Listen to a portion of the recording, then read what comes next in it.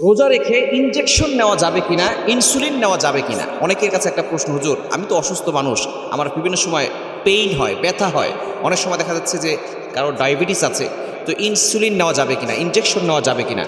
মনে রাখবেন, রমজান মাস হচ্ছে রহমতের মাস, মাগফিরাতের মাস। এই মাসে দেখবেন অসুস্থ ব্যক্তিরাও রোজা রাখতেছে, তার কোনো সমস্যা হচ্ছে না।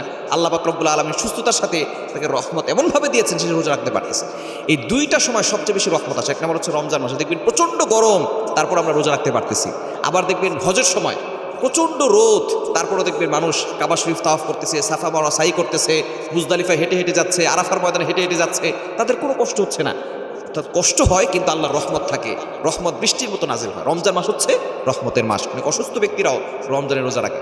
আবার অনেকে মনে করে রমজান রোজা রাখলে মনে হয় আমি অসুস্থ হয়ে যাব। মনে রাখবেন, রোজা রাখলে আপনার শরীরে অনেক ধরনের উপকার হয়। পাকস্থলী ভালো থাকে, ব্লাড প্রেশার নিয়ন্ত্রণে থাকে, ডায়াবেটিস নিয়ন্ত্রণে থাকে, এবং আপনার মাথার মস্তিষ্কের কার্যকর ক্ষমতা বাড়তে থাকে। এর মাঝে আপনি কল্পনা করতে পারছেন যে আপনার কত ধরনের উপকার হয়?